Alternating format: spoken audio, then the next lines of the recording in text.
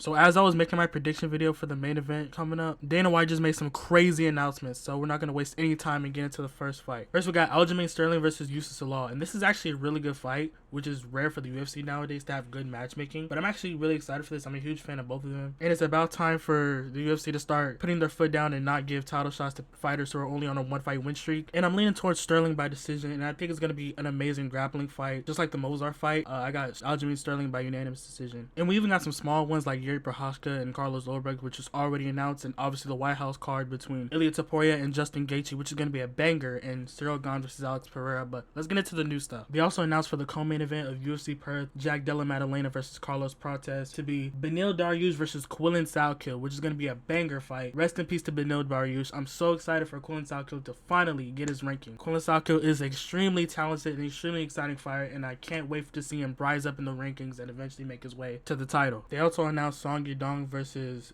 Davison Figueiredo, and for the co-main event, Sergey Pavlovich and Taliesin Teixeira, which is going to be a fight. Bilal Muhammad is also going to make his return against Gabriel Bonfim, and it kind of sucks to see him back at the Apex, but it should be a compelling matchup because everyone else in the welterweight division is booked, so it does make sense for the time. Khamzat Chimaev versus Sean Strickland for the middleweight title, which was the only new title fight announced today, and all I have to say is, where is Nasruddin Yamavov? No, seriously, he should honestly boycott this company, because why does Strickland get a title shot off of beating Fluffy Hernandez, who's a good win, but Yamavov has more wins in the top 10, beating guys like Israel Adesanya, Brendan Allen, Kaya Brahayo, Jared Cannonier, guys that are all ranked. And the only reason I'm going to be watching this fight is the hate watch. That's literally the only selling point of this fight, is the hate watch factor. People want to see Sean Strickland lose, including me. But that still doesn't justify the inintegrity of this sport. Nasruddin Yamavov earned his title shot rightfully fair and square. And I have no idea what they're going to do from him after this. Maybe he's going to wait. Maybe he's going to fight Dricus du Plessis for the #1 contender fight or the rematch or whatever they're going to do. But it really sucks for him.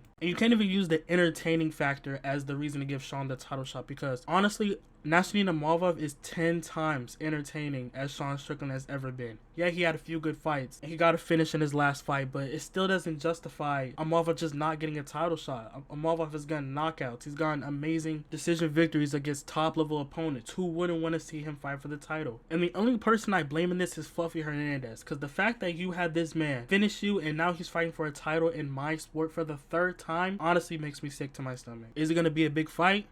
Yes. Is the lead up going to be entertaining? Yes. Is the press conference going to be hilarious? Absolutely. But is the fight going to be entertaining?